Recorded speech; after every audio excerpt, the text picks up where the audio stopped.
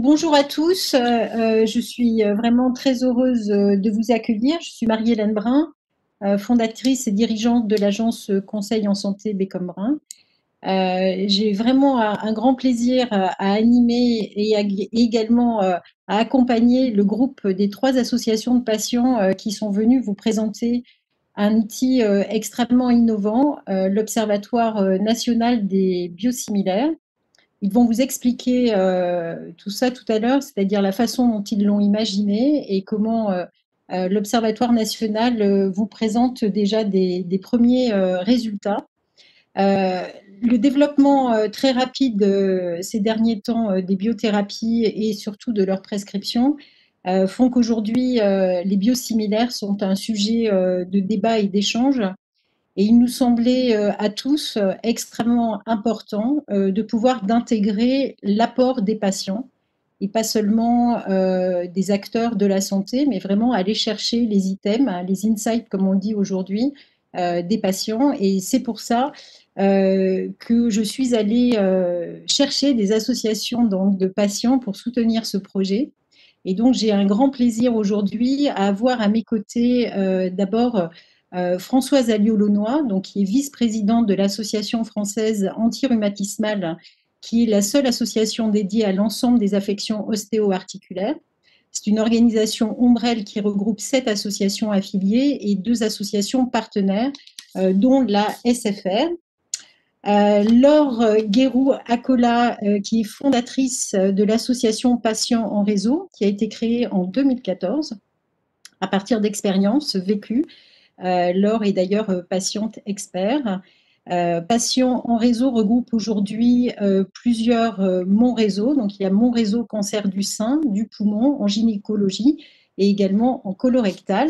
Et enfin, Alain Olympie, qui est directeur de l'AFA Crohn RCH France, qui accompagne les patients, les personnes concernées, patients et leurs proches, parce que l'on appelle les MICI, donc les maladies inflammatoires chroniques de l'intestin. Donc sans plus attendre, je vais leur laisser la parole pour pouvoir répondre à cette première question. Un observatoire national des biosimilaires, mais pourquoi? Donc je laisse la parole à Laure. Bonjour et bienvenue donc à cette conférence.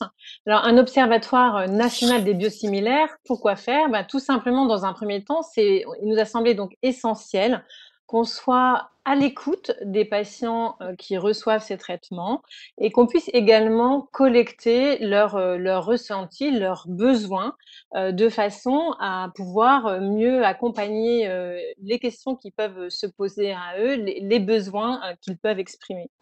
Alors, historiquement, les biosimilaires sont utilisés depuis très longtemps dans un grand nombre de maladies et notamment les maladies inflammatoires. Donc, je dirais les autres associations qui sont là aujourd'hui ont beaucoup d'expérience avec ces traitements.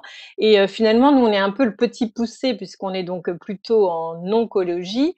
Et ces traitements-là sont finalement moins connus des patients en oncologie, soit parce qu'ils sont arrivés plus récemment, soit parce qu'ils ne concernent pas forcément toujours le médicament principal, on va dire, du traitement du cancer. Et il nous a apparu tous ensemble important qu'avec le temps, finalement, l'ensemble des pathologies puisse être représenté dans cet observatoire, qui est donc de façon tout à fait large, on puisse y suivre les différents types de parcours et de maladies, puisque en fonction de ces fameuses maladies, le rapport au prescripteur, le lieu de traitement, le lieu de dispensation du traitement est différent. Et donc, en collectant toutes ces informations, on pourra apporter des informations utiles et précieuses pour tous les acteurs concernés par les biosimilaires. Alors, du coup, Françoise, pour l'AFLAR, on en avait parlé ensemble sur le pourquoi de cet observatoire national des biosimilaires. Je crois que tu voulais rajouter quelque chose. Oui, merci, merci beaucoup. Et je vais rebondir sur tes propos et sur les propos de Laure. En effet, cette initiative des patients, donc avec de multiples pathologies, mais dont on peut quand même dire que ce sont des maladies chronique, c'est en effet un outil que l'on espère déjà utile et qui va montrer aussi son potentiel d'utilité et d'innovation pour en effet faire émerger les attentes, c'est-à-dire aussi les besoins, les freins, les doutes et puis les propositions, bien sûr. Ce qu'il faut bien saisir dans cette démarche très active des patients, c'est que vivre avec une maladie chronique, que l'on ait 20 ans, 30 ans, 40 ans, c'est des dizaines d'années de vie avec la maladie, mais aussi avec les traitements. Et l'arrivée de nouveaux traitements comme les biosimilaires, en tout cas dans le champ des maladies rhumatismales, c'est assez récent. C'est moins récent pour les patients diabétiques, par exemple, mais cette arrivée de nouveaux traitements, d'abord, ça montre que la recherche avance, et puis ça suscite un intérêt important des communautés de patients, et donc ça doit être accompagné. Et c'est vrai que l'Observatoire national des biosimilaires, c'est cela aussi, c'est répondre, c'est pouvoir apporter des réponses à partir des constats de l'expérience patient en vie réelle. Donc je crois que ça, c'est vraiment intégrer l'idée que le traitement, c'est le compagnon quand on souffre d'une maladie chronique et que donc il va y avoir un intérêt majeur à pouvoir réfléchir ensemble, explorer toutes les dimensions qui sont reliées au traitement et aux traitements qui arrivent bien évidemment comme les biosimilaires, parce qu'il y en aura d'autres, bien sûr. Donc voilà un peu l'idée de cela. Merci beaucoup. Alors donc justement Françoise, l'Observatoire national, comme on vient de le voir, doit collecter des informations issues des parcours de vie. Donc ça, c'était très important pour vos 3 associations.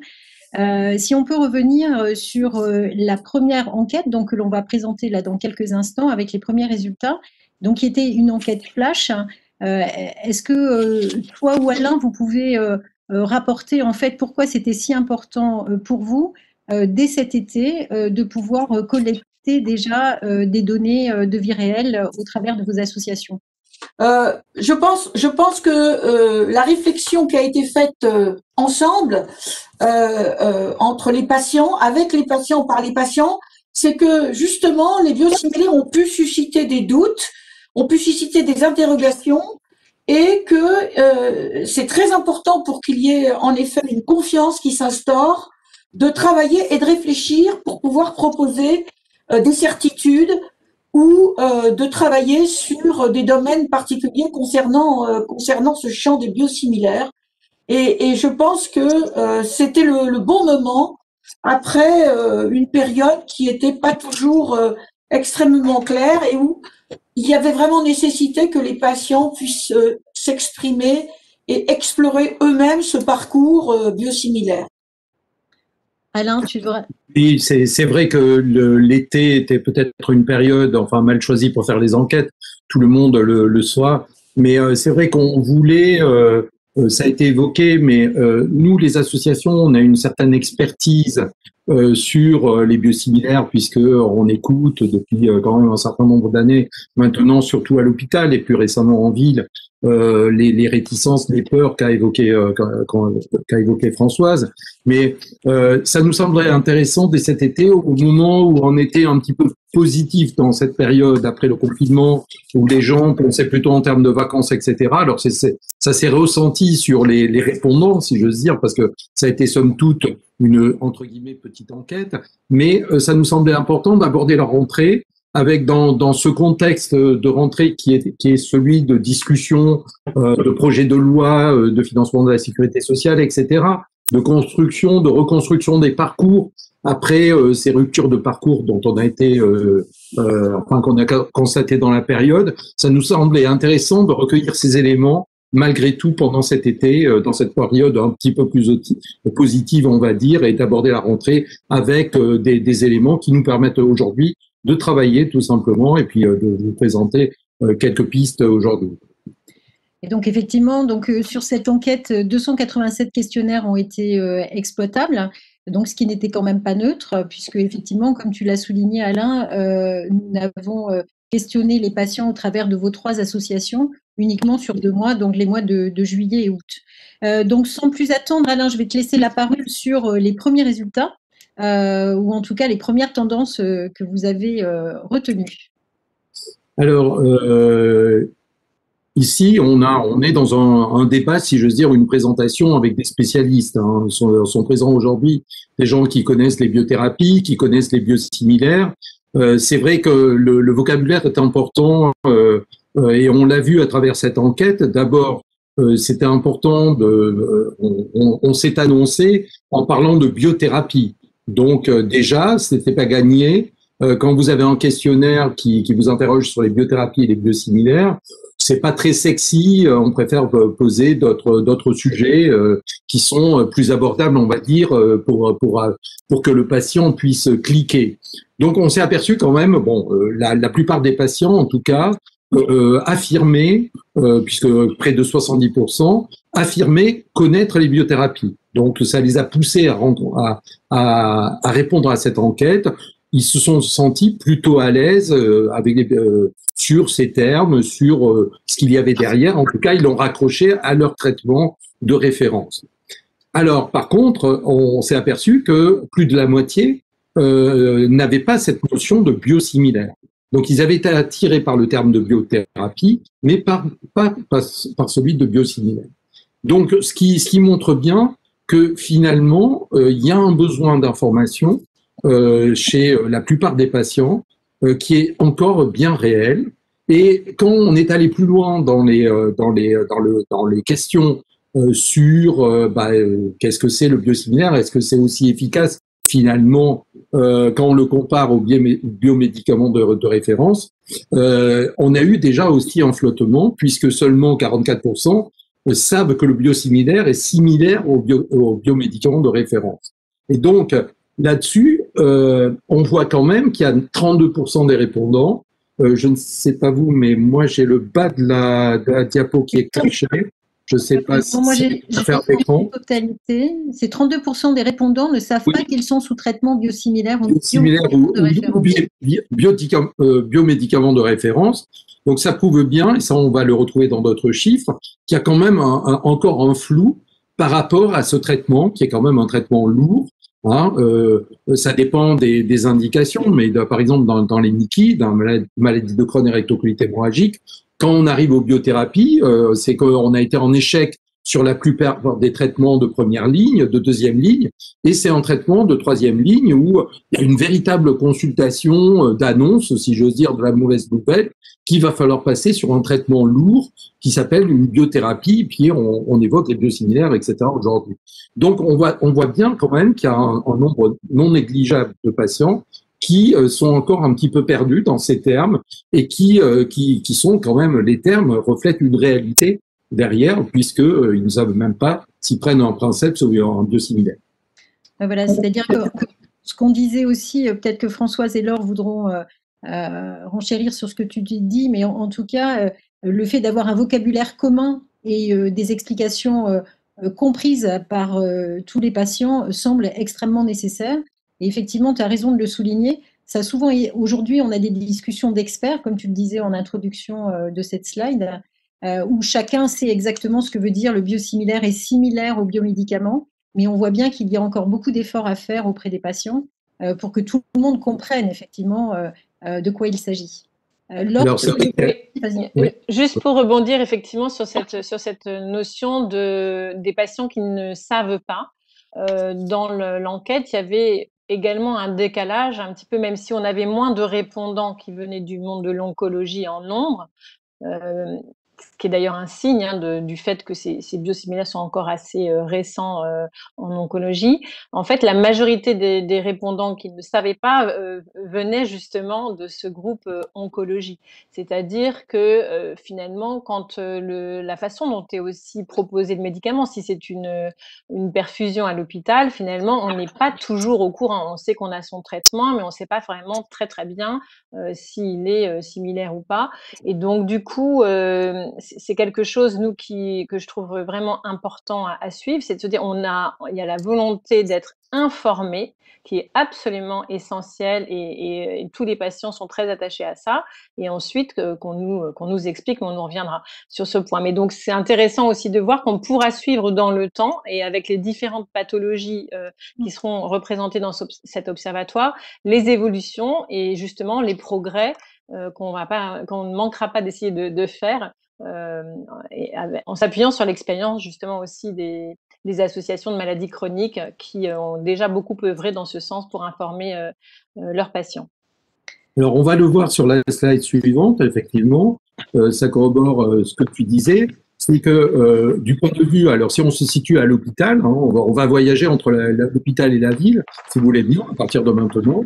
Et déjà à l'hôpital, on voit bien que, alors ça peut être un sujet de satisfaction, qui est les 3/4 des patients qui nous disent, effectivement, on a été informé du changement de notre principe vers un biosimilaire, voire d'un biosimilaire vers un autre biosimilaire.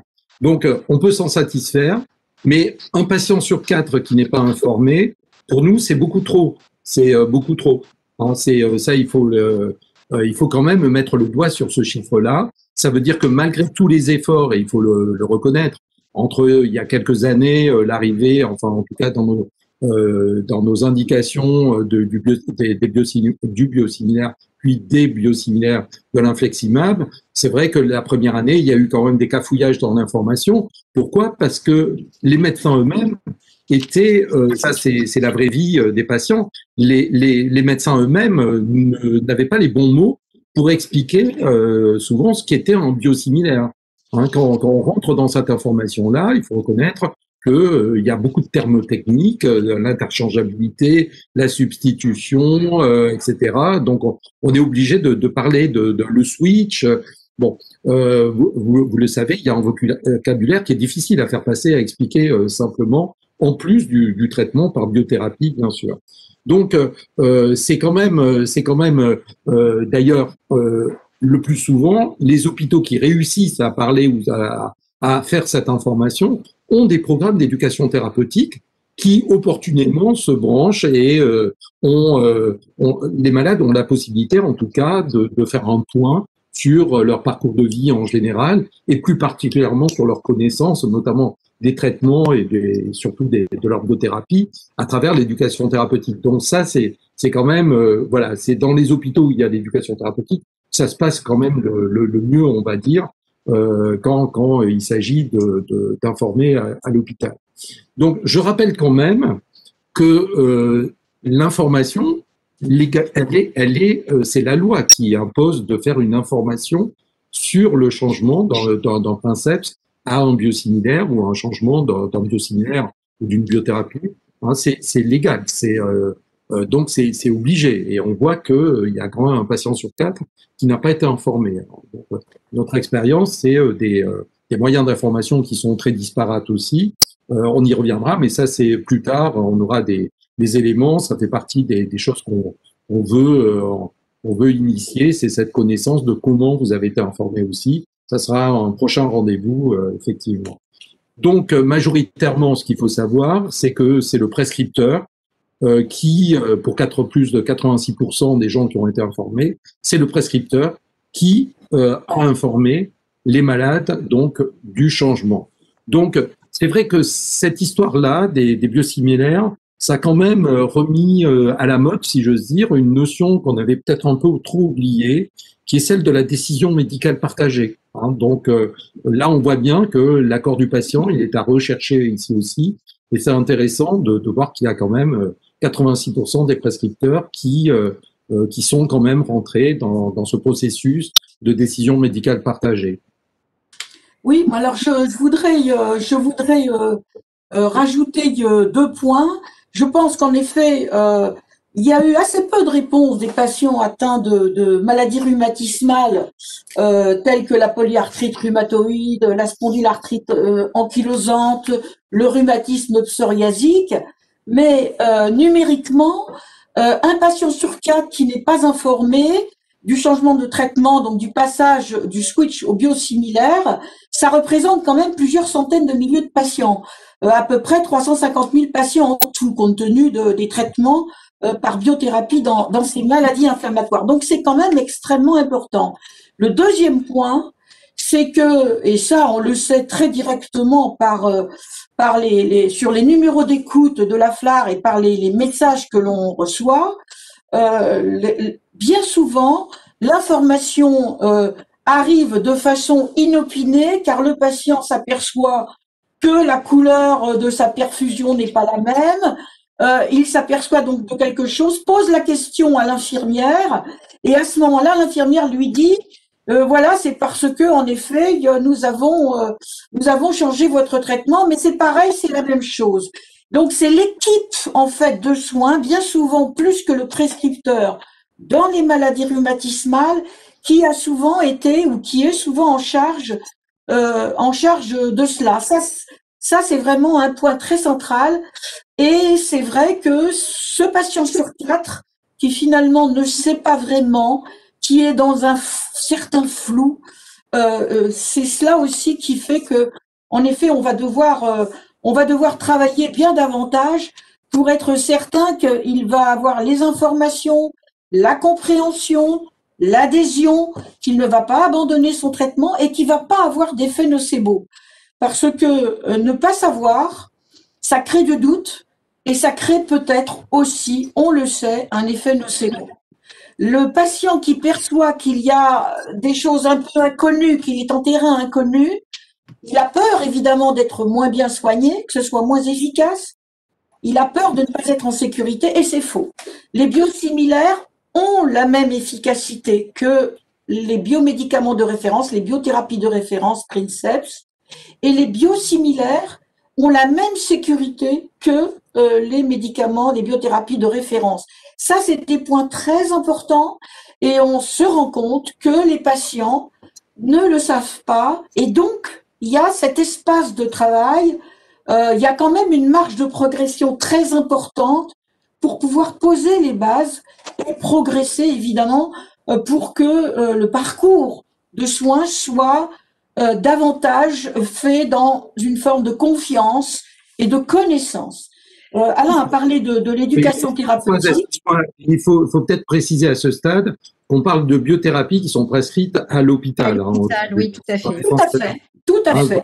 Il y a d'autres. Et d'ailleurs, je voudrais dire une chose, c'est que les patients finalement qui étaient sous une biothérapie Princeps et qui passent par switch avec un biosimilaire, parfois s'aperçoivent que tous les nouveaux patients, quasiment plus de 90% atteints de la même maladie, qui pour la première fois, avec leur médecin, voient se prescrire un biosimilaire en traitement d'initiation, eh bien, ça leur montre que les médecins eux-mêmes ont confiance dans le traitement par biosimilaire. Et ça, c'est très important. Cette confiance qu'a le prescripteur, en tout cas en rhumatologie, pour les maladies rhumatismales inflammatoires, il y a cette confiance dans les biosimilaires. Et de ce fait, je pense que il y a là tout un champ de travail au sein de l'observatoire pour pouvoir réellement poser quelles sont ces remarques et ces constats des malades. Alors justement, on va revenir on va sortir de l'hôpital, effectivement. Alors on va faire le lien avec la ville maintenant, Françoise, puisque tu nous y amènes, puisqu'effectivement c'était le point suivant. Donc je vous laisse présenter les résultats. Ça c'est un point très important, la coordination. Oui, tu as parlé de confiance, effectivement, et là, voilà. Oui. Je suis complètement d'accord avec les patients qui ont répondu, qui ont eu la gentillesse de répondre. Et là encore, le patient n'est pas le coordinateur de sa maladie et de ses soins. Or, le problème, c'est qu'il y a, comme ça a été souligné, des ruptures, des hiatus entre l'hôpital et la ville. Parmi les interlocuteurs de ville, alors on peut citer le médecin généraliste, le médecin spécialiste, le pharmacien, le kiné, l'infirmière, eh bien, le patient, bien souvent, très souvent, c'est lui qui est le coordinateur pour expliquer qu'il a eu tel examen, que son traitement a été changé, etc. Il y a un problème et 40% des répondants, c'est ça qui est très intéressant dans l'observatoire, expriment clairement que la coordination n'est pas suffisante, n'est pas satisfaisante.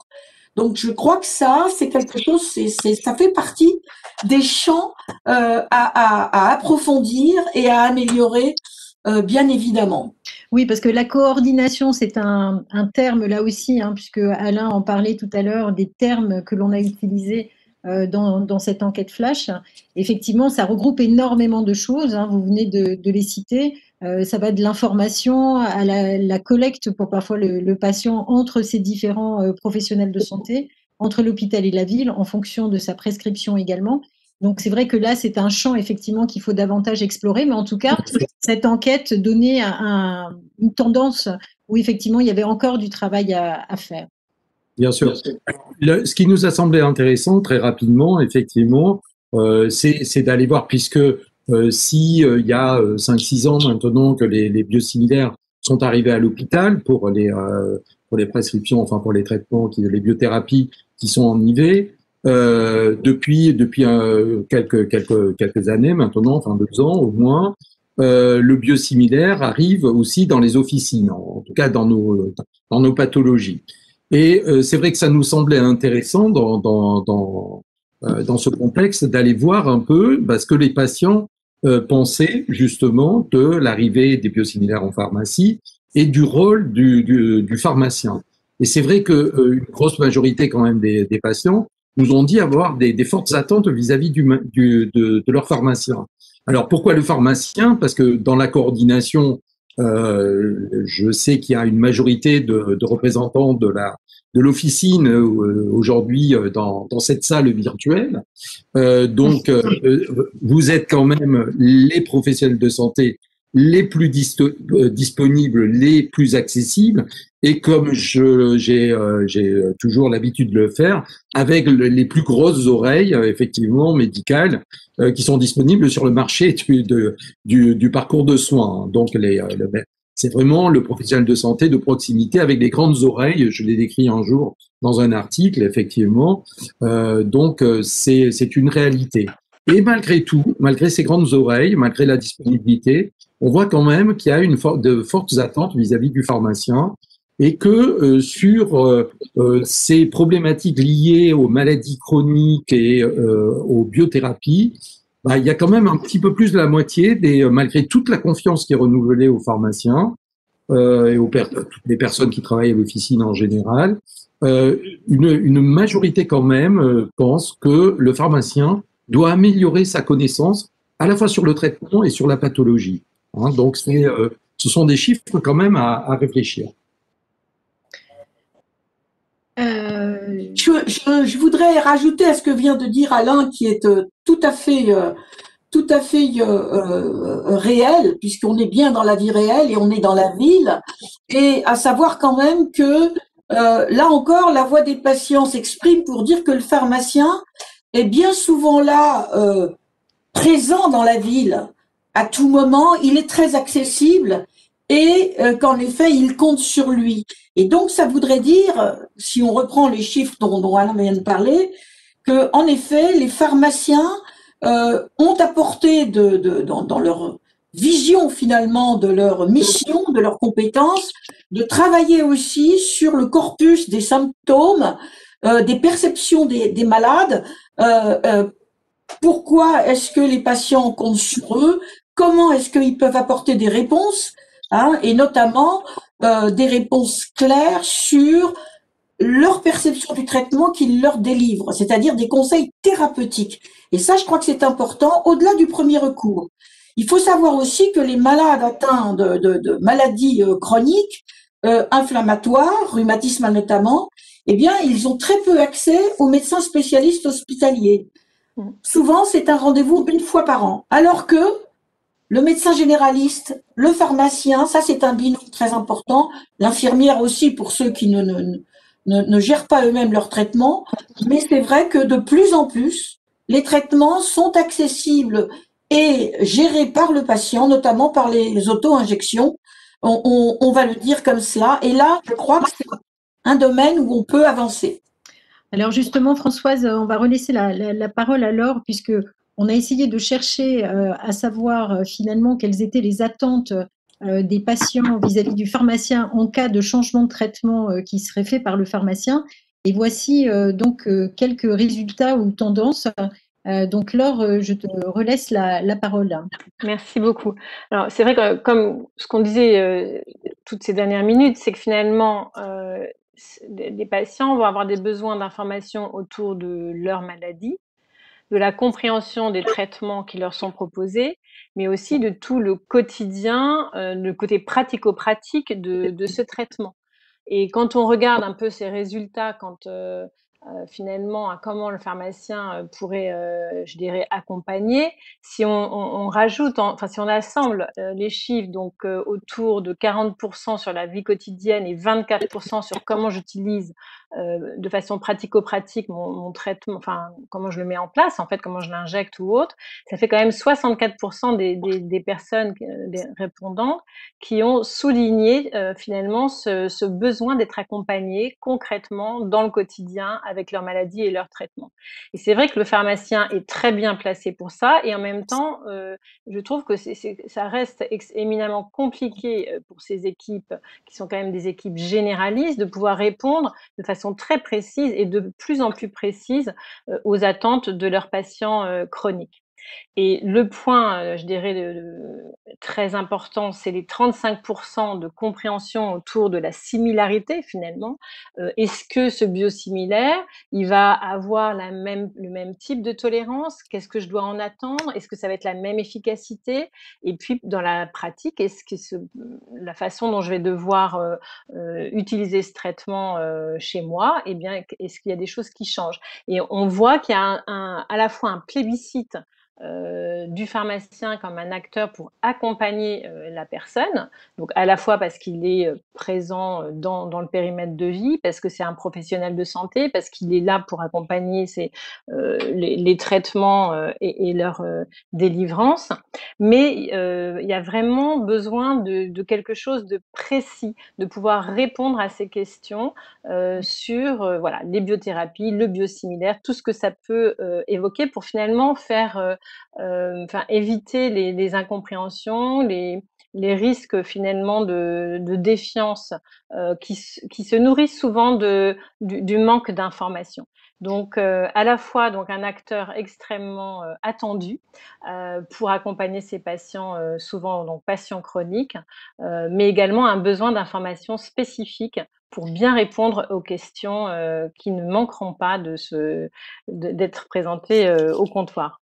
Effectivement, donc ce sont les derniers chiffres que l'on va présenter sur cette enquête flash, donc qui effectivement sont des tendances, hein, puisqu'on vous l'a expliqué, cette enquête a été faite rapidement, mais en tout cas, elles permettent de revenir sur un point que Alain a évoqué dès le départ, c'est-à-dire le fait que l'on parle tous le même langage, et on s'aperçoit avec ces chiffres qu'effectivement, s'il y a beaucoup d'attentes de la part des patients, ce qui est bien légitime, on voit que la difficulté sera qu'effectivement, en termes de coordination avec l'ensemble des acteurs de santé, on puisse parler le même langage et que ces patients, effectivement, trouvent des réponses à leurs questions chez l'ensemble de leurs professionnels de santé. Alain. Oui, parce que, par exemple, moi, j'étais un petit peu surpris, comme quoi on arrive à avoir des surprises aussi dans les réponses quand on fait des enquêtes comme ça. Par exemple, sur excusez-moi du terme, 24 petits pourcents sur les informations d'utilisation du produit. Mais c'est vrai qu'il faudra creuser quand même tout cet aspect-là par rapport notamment, enfin, sur le produit, c'est pas trop, François de l'a rappelé, on a aujourd'hui aucun doute sur ce qui se passe en termes d'efficacité, de tolérance, etc., etc. Par contre, nous, ce qui nous pose problème justement dans l'officine, c'est souvent justement le dispositif médical qui est donc des stylos injecteurs, des biothérapies notamment.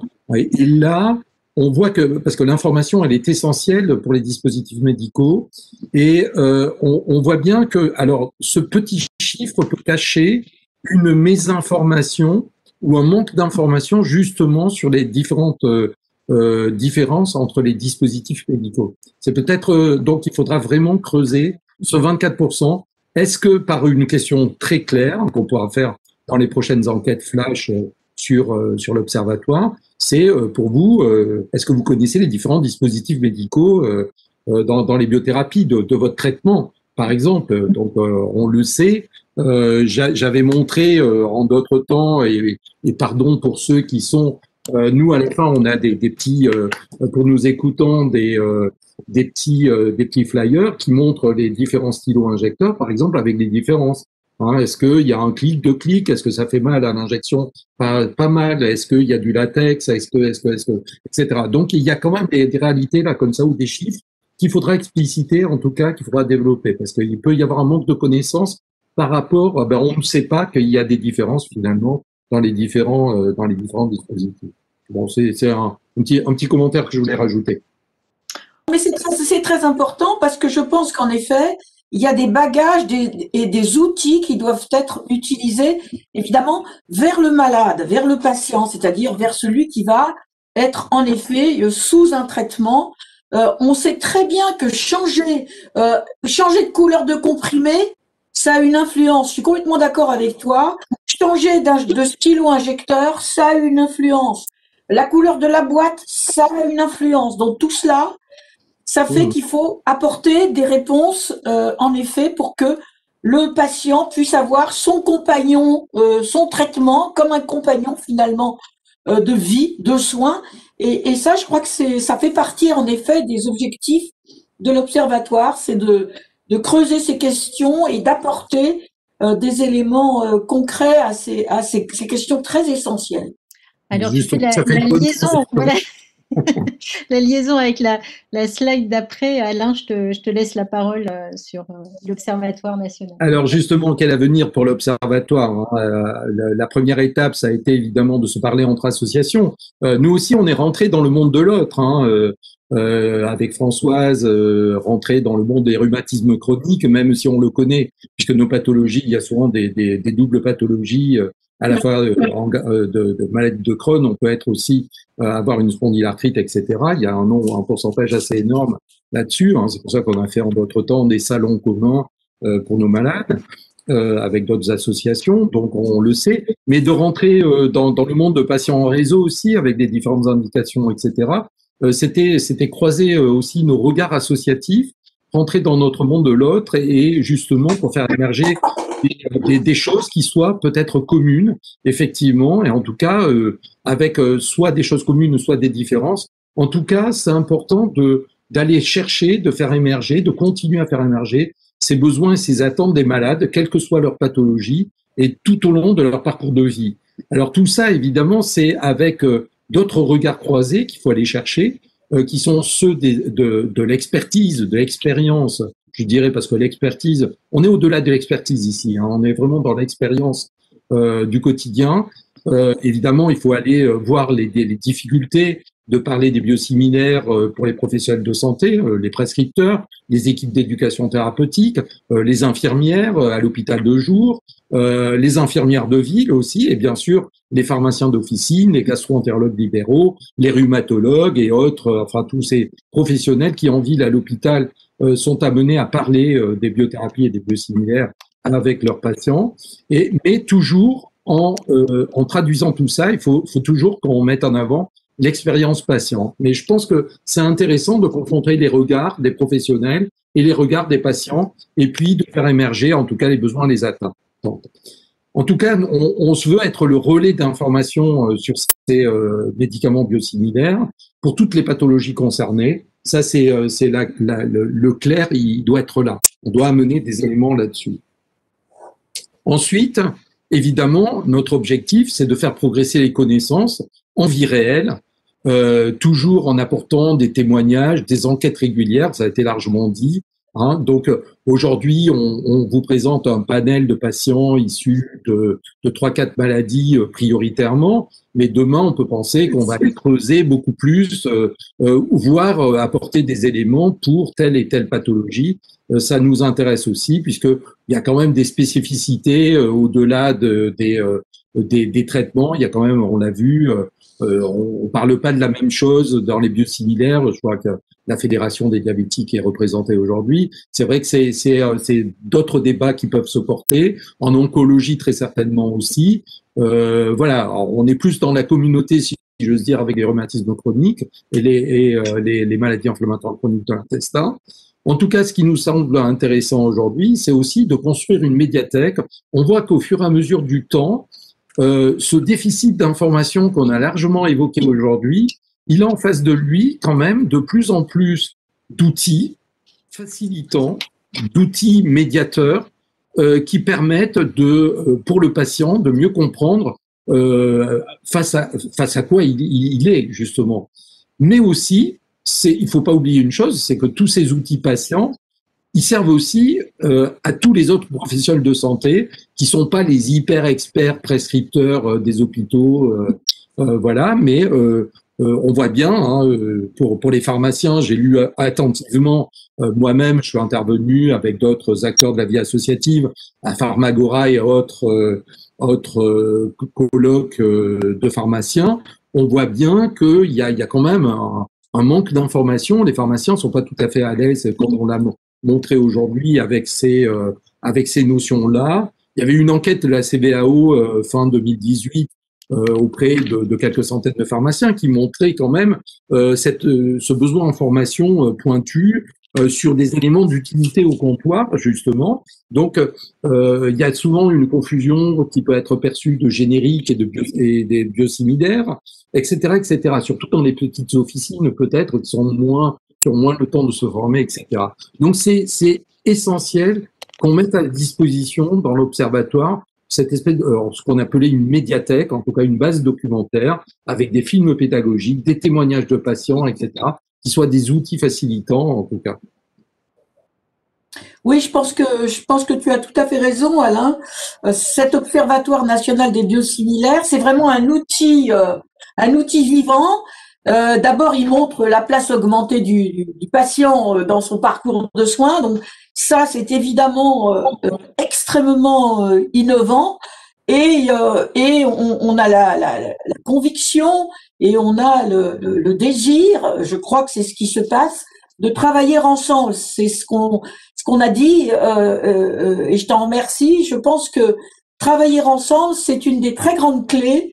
Travailler ensemble entre associations, entre patients, dans le champ des cancers, bien évidemment, parce que c'est à côté des maladies inflammatoires de l'intestin, à côté des maladies rhumatismales inflammatoires, ce sont des très grands sujets et qui concernent beaucoup de citoyennes et de citoyens. Donc, travailler ensemble, c'est quand même une des très grandes clés pour justement construire enrichir cet outil, construire cette médiathèque. Et ça, je crois que c'est un enjeu considérable. C'est tout à fait exemplaire en tous les cas. Et moi, je suis très ravie d'être partie prenante avec la FLAR dans ce projet et que ce travail ensemble, ça soit aussi travailler ensemble avec évidemment les acteurs de santé. Et on est tout à fait à disposition pour travailler avec eux, évidemment. Alors, seulement pour 2021, peut-être et puis on va répondre aux questions. Alors, vous voyez, pour Étienne, on a quand même prononcé le mot de générique. Je suis désolé pour votre longue question. Je l'avais pas lu avant de prononcer générique et biosimilaire, mais on pourra peut-être répondre plus complètement là-dessus. En tout cas, pour 2021, et pour conclure cette présentation et répondre à vos questions, évidemment, on va déployer le site internet, Observatoire national des biosimilaires. On va essayer de multiplier les échanges avec les professionnels de santé et les patients pour proposer des améliorations dans les parcours entre la ville et l'hôpital et la ville surtout.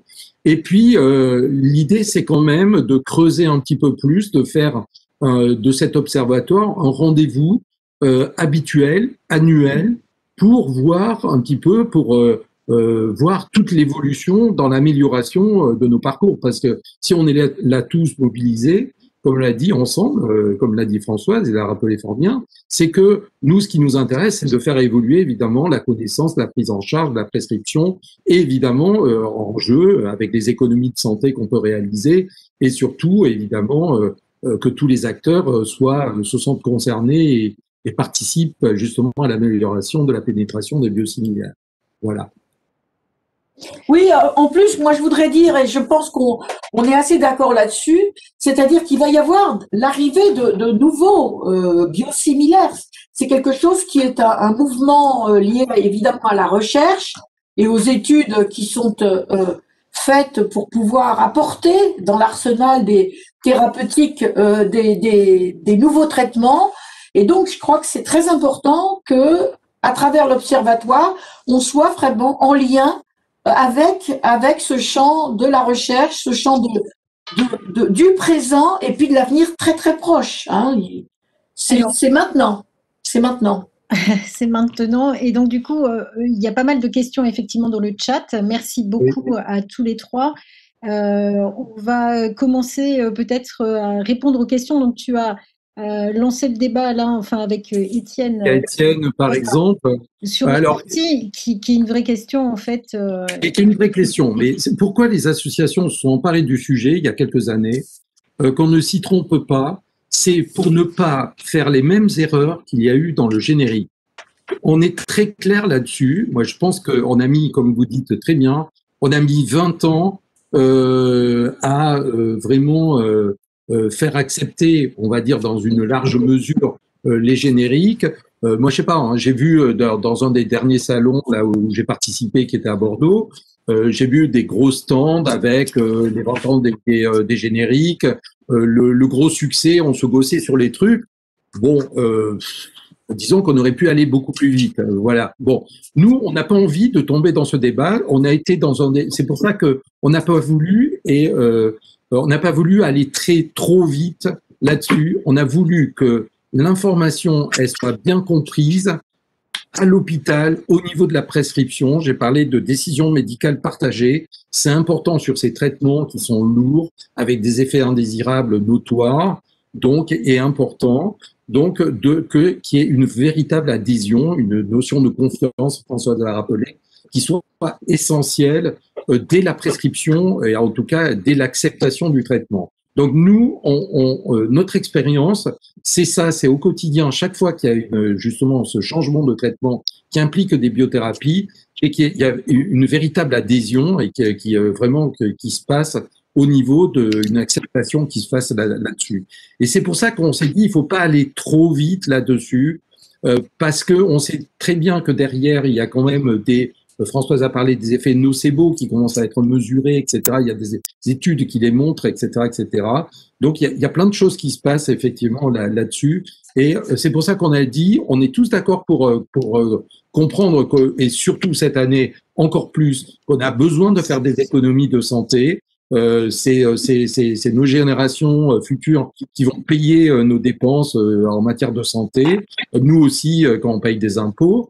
Donc, je pense qu'on est tous concernés. C'est pas le sujet. On est tous d'accord pour faire des économies, mais pas des économies aux dépens de la santé des patients. Un patient qui ne se traite plus, qui a perdu confiance en son traitement, qui a perdu confiance en ses professionnels de santé, à son médecin, à son pharmacien, ça sert à personne et surtout pas aux patients. Donc voilà, c'est pour ça qu'il faut y aller mollo, si j'ose dire. Et en tout cas, c'est l'affaire de tous, on l'a entendu, de porter la bonne information, d'établir une confiance à 100% avant d'arriver effectivement à la pharmacie. Alors malheureusement, comme dit Léa, j'ai pas encore lu, je l'ai sur mon bureau pas loin, je l'ai tiré, le communiqué de presse de l'Académie de pharmacie. Peut-être on va recentrer sur notre observatoire parce qu'après, c'est vrai qu'il y a beaucoup de questions sur ce que vous, en tant qu'association de patients, vous pouvez porter effectivement à toute l'actualité.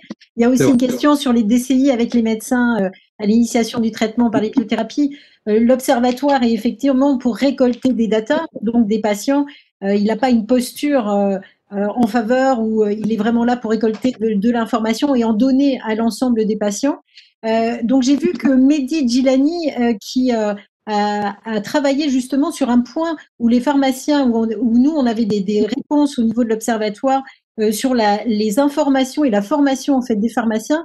Et je voudrais te laisser la parole, Mehdi, pour que tu nous dises toi sur le terrain au niveau des pharmaciens et dans ton réseau, ce que vous avez mis en place. Oui, bonjour à toutes et à tous. Mehdi Djilani, je suis pharmacien et président du réseau Totem Pharmacien, et je disais, je suis extrêmement ravi de cet état des lieux qui a été fait sur l'observatoire des patients, et en fait, si je puis me permettre un parallèle, puisque nous avons réalisé également une enquête observationnelle sur les médicaments biosimilaires au sein de notre réseau, c'est que nous sommes en train de construire un parcours de soins. On parle bien de construire. Et donc, nous sommes tous des architectes aujourd'hui de la construction de ce parcours de soins. Et comme un architecte, même si ça paraît ambitieux, on imaginerait construire une maison sans faire une étude de sol pour y établir les fondations. Et voilà, donc il y a deux éléments. Le premier, on entend les patients et je trouve que c'est très bien, et la voix des patients, comme celle des pharmaciens, des professionnels. Et le deuxième, j'ai bien aimé le regard croisé, en fait, parce qu'il y a 77% des patients qui ont des fortes attentes vis-à-vis du pharmacien, mais je pense qu'il y a une réciproque, puisque les pharmaciens ont aussi de fortes attentes vis-à-vis des patients pour construire ce parcours de soins. Donc on parle formation, information. J'entends aujourd'hui que il y a une demande de la part des patients d'information auprès du pharmacien, mais quand on fait, comme je dis, on construit, on fait un parcours, il faut faire un diagnostic. Et nous avions fait un diagnostic au début, avant de faire notre enquête observatoire. Et ce qu'on avait observé à la question sur une échelle de 0 à 10, comment qualifiez-vous votre connaissance sur les biosimilaires, les médicaments biologiques, on le voit de façon large, ben on avait uniquement 20% des pharmaciens qui avaient plus de 6 sur 10. C'est-à-dire 80 avaient entre 0 et 5. Donc c'est pas la peine de chacun raconter des histoires et autres. Il faut faire un constat. Il y a un vrai besoin aujourd'hui de formation de la part des pharmaciens. Et d'ailleurs, nous avions mis en place des formations préalables avant cette enquête observationnelle, de façon interpro, avec associations de patients, médecins, parce que les pharmaciens nous ont répondu que 99% sont pas favorables à ce que le pharmacien joue un rôle. Donc voilà, encore une fois, je pense qu'on a de belles perspectives du travailler et vivre ensemble. Merci. Alors, juste pour réagir, si vous me permettez, Marie-Hélène, Ouais. par rapport à Mehdi, n'oubliez pas une chose, les meilleurs architectes, ils doivent travailler avec les maçons qui vont construire la maison. Parce que si le maçon, lui, il a la vie pratique, il a la vie entre ses mains, et un bon architecte qui fait des plans magnifiques, etc., si après il y a des questions de matériaux, de position des prises de courant, etc., qui peuvent pas être très adaptées. Donc c'est un peu ce qu'on propose. Nous, c'est d'avoir un regard un petit peu plus de maçon, si j'ose dire, si vous me permettez. Oui, non, mais c'est un ensemble, architecture et maçonnerie. Je vous chipote, bien sûr. Justement, je pense que c'est presque il reste encore un petit peu de temps, donc on va pouvoir continuer à échanger, mais en tout cas, c'est presque une belle conclusion, c'est-à-dire que je pense que on travaille en transversalité, en tout cas, c'est une volonté de cet observatoire de pouvoir donner et partager ces datas issus vraiment des patients pour faire avancer chacune des professions. Et effectivement, il faut entendre ce que peuvent dire les patients, et notamment dans le vocabulaire, dans la façon de s'exprimer. Je sais, Mehdi, que vous aviez aussi travaillé beaucoup cette partie-là. Alain l'a souligné, à l'hôpital, il y a eu des belles expérimentations en éducation thérapeutique. La volonté de l'observatoire, c'est d'aller chercher justement ce que pensent les patients et tous les patients, quelles que soient les pathologies, puisque comme le disait Laure, aujourd'hui, de nombreuses pathologies sont concernées. Et donc, c'était cette volonté de travailler en transverse, en tout cas, pour remonter toutes ces attaques et les mettre à disposition, justement, des professionnels de santé. Oui, je suis complètement d'accord sur cette idée-là. Et c'est pour ça que parler d'outils, ça veut dire les construire ensemble avec, évidemment, un travail commun pour pouvoir avoir des savoirs, des langages adaptés, parce qu'il faut quand même savoir aussi, ça on en est évidemment très satisfait, c'est que les malades, ils ont un pharmacien correspondant, on va dire un pharmacien traitant, un pharmacien, voilà, ils sont fidèles à ce pharmacien-là. Ça veut dire qu'il y a quand même une relation très forte entre le pharmacien et le patient, et que dans les maladies dont on parle, les cancers, les MICI, les rhumatismes inflammatoires, cette relation est très forte. Elle peut se développer bien davantage à partir d'un corpus de savoir, mais qu'elle va perdurer tout au long, c'est-à-dire des dizaines d'années. Donc, c'est d'autant plus important qu'il y ait en effet ces outils et ce langage comme on le dit tous en fait. Et donc, je crois que ça, c'est très important. Et c'est pour ça que je crois que nous, les associations, nous sommes prêts à travailler avec, évidemment, notamment les pharmaciens, mais aussi les médecins généralistes, les kinés, etc., pour pouvoir en effet développer, et l'Observatoire national des biosimilaires, c'est cela aussi, c'est travailler sur des outils à partir de l'expérience des patients en vie réelle et de leurs besoins. Donc, nous sommes là pour cela. En fait, juste pour rebondir sur ce qui a été dit là, je crois que dans cet outil de l'observatoire, il y a vraiment l'idée aussi que chacun va pouvoir y trouver quelque chose. Nous, en tant qu'association, par exemple en oncologie, on est plutôt donc des nouveaux, on va dire malgré tout dans ce terrain des biosimilaires, et un peu comme dans l'éducation thérapeutique qui a été vraiment lancée bien auparavant par les grandes maladies chroniques, on va pouvoir bénéficier des outils, des réflexions qui ont été menées. Mais aussi, on pourra apporter peut-être des expériences d'un autre champ. Je pensais notamment en lisant le fil des échanges à la problématique des thérapies orales en oncologie qui se multiplient de façon extrêmement importante et où en même temps, il y a extrêmement peu de patients concernés dans chaque officine. Et donc finalement, ce qui est compliqué, c'est que on doit apporter et le pharmacien doit avoir la bonne information au bon moment pour le bon patient. Et on va retrouver un peu cette difficulté-là, c'est qu'il va falloir trouver des moyens que nos pharmaciens qui, j'allais dire, accueillent tous les patients puissent être les mieux armés pour accompagner chacun d'eux dans la spécificité de ses besoins. Et je pense qu'avec des outils partagés et avec l'idée que on pourra être à l'écoute des expériences et des besoins des uns et des autres, on fera des choses qui seront utiles et on va gagner aussi du temps. Je trouve que ce côté partage d'expérience, il est très important et l'observatoire permettra aussi donc de poser de nouvelles questions. Alain le disait, on pourra étoffer, préciser les prochains questionnaires, mais on pourra certainement aussi garder certaines questions clés dans le temps pour voir comment ça évolue et en tirer aussi des enseignements très pratiques. Alors justement, une dernière petite question à vous trois qui est intéressante de la part de l'ANEPH, donc les étudiants, les futures générations de pharmaciens. Une question sur la formation justement qui est faite pour les pharmaciens. Donc pensez-vous aujourd'hui que la formation des pharmaciens aux biosimilaires est adaptée et est-ce une enquête envisagée de la part de cette nouvelle observatoire? Alors je dirais, mais quelle formation aux biosimilaires aujourd'hui? Première question, la question. Je disais l'autre jour, j'intervenais dans je ne sais plus quel colloque. Je dis, ça fait quand même quelques années qu'on parle de l'arrivée des biosimilaires en ville, enfin des biosimilaires qu'on appelle les grosses molécules, en tout cas, puisqu'il y avait d'autres biosimilaires qui sont évoqués par les pharmaciens pour dire on a déjà l'expertise des biosimilaires. Oui, mais des petites molécules. Là, des biosimilaires d'Alimumab, par exemple, etc. Et ça rejoint un petit peu la question de la prescription en DCI, peut-être par le médecin. C'est que aujourd'hui, on est rentré quand même je dis toujours, enfin moi je suis pas un spécialiste de la pharmacie, hein, je ne suis qu'un patient, comme un autre, si j'ose dire. Moi je vois quand même, mais j'ai un certain âge. Je me souviens quand j'étais petit, je voyais la pharmacie, c'était les pots en grès là, etc. en porcelaine, avec les onguents, les machins, les trucs. On est arrivé dans une deuxième période où il y a eu la chimie qui a envahi nos rayons. Et puis, on est peut-être dans une troisième génération là de pharmaciens. Et c'est vous, les étudiants qui arrivent, où vous avez les médicaments du vivant qui arrivent, etc. Vous arrivez dans un autre métier, dans un autre champ de soins.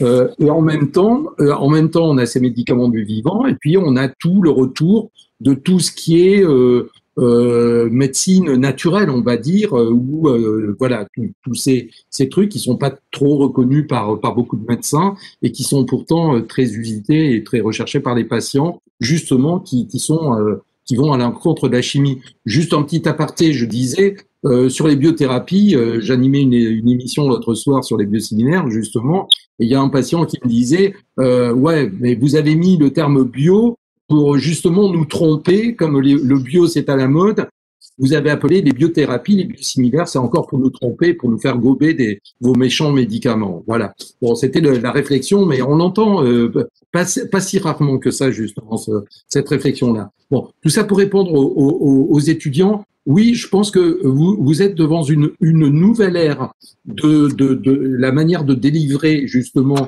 traitement. Parce que vous êtes encore dans d'autres traitements, vous êtes dans une nouvelle ère où votre place, c'est pas simplement de donner, d'être comment dire, l'épicier du traitement, hein, de donner des boîtes, de vendre des boîtes.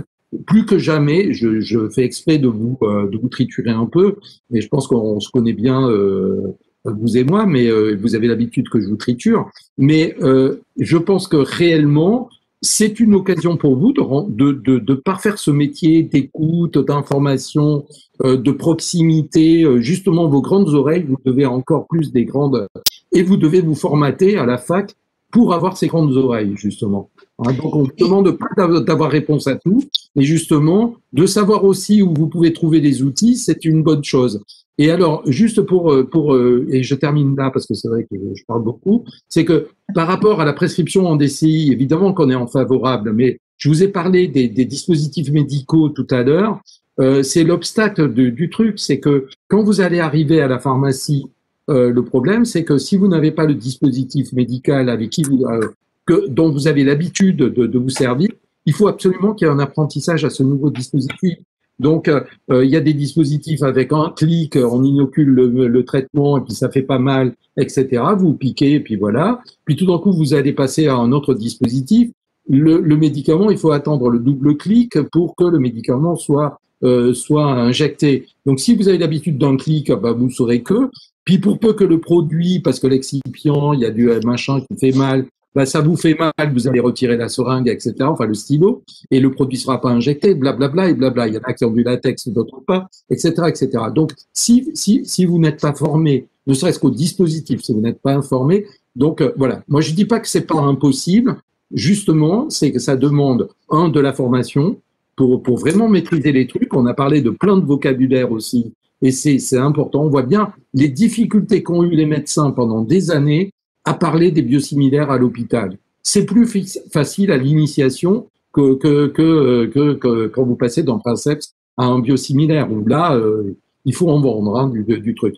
Donc voilà, donc il faut vous former, il faut vous informer, il faut que vous soyez à l'aise là-dessus.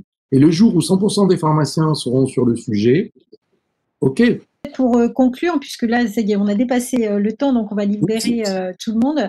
Merci beaucoup en tout cas à tous. C'est peut-être pour répondre à la NEP qu'effectivement cet observatoire donnera les datas, les retours des patients qui permettront justement d'améliorer ces formations et de faire en sorte que l'ensemble des acteurs de santé soient vraiment autour des patients et puissent donner des réponses à toutes ces attentes. Voilà, donc en tout cas, merci beaucoup. Nous allons vous adresser à tous les participants le communiqué de presse, bien sûr.